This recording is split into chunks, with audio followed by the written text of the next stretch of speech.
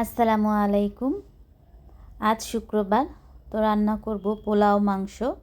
তো এখানে মুরগি কেটে আমি ধুয়ে নিয়েছি, সাথে পোলার চালও আমি ধুয়ে রেখেছি। তো আজকে আমি রান্না করব হলুদ পোলাও। তো তার জন্য আমি পাত্রে তেল ঢেলে দিলাম। তেল গরম হওয়ার পর আমি পোলার চালগুলো দিয়েছি। তো এখন পরিমাণ মতন লবণও দিয়ে দিচ্ছি। তো এখানে আমি পেঁয়াজ ব্যবহার করিনি, পেঁয়াজও ব্যবহার করা যায়, তবে আজ আমি পেঁয়াজ ছাড়াই পোলাওটা রান্না করব। তো কিছুক্ষণ ভাজা ভাজা করে এখন পরিমাণ মতো হলুদ দিয়ে দিচ্ছি, যেহেতু হলুদ পোলাও রান্না করব। তো আপনারা কে কে এভাবে হলুদ পোলাও রান্না করেন আমাকে কমেন্টস করে জানান। তো আমার তো এটা খেতে খুবই ভালো লাগে, সাদা পোলাওর তুলনায় আমার হলুদ পোলাওটা খেতে একটু বেশি ভালো লাগে। তো যাই হোক, ভাজা ভাজা করার পর পরিমাণ মতো পানি দিয়ে দিয়েছি। এখানে আমি আজকে গরম পানি দিয়েছি, নর্মাল পানি দিয়েও আমি পোলাও রান্না করি।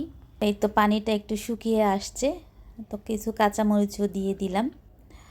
তো পোলাও হয়ে যাবার পর এখন 2 চামচের মতন ঘিও দিয়ে দিয়েছি।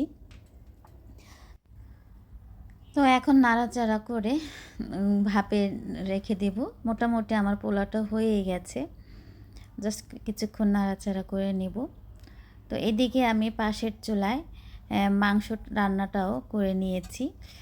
তো এটা আপনাদের সাথে আজ শেয়ার করলাম না। তো মাংসটাও হয়ে এসেছে, তো কিছু কাঁচামরিচও দিয়ে দিলাম। তো মোটামুটি হয়ে এসেছে। তো এখন কিছু ভাজা জিরার গুঁড়ো দিয়ে দিলাম।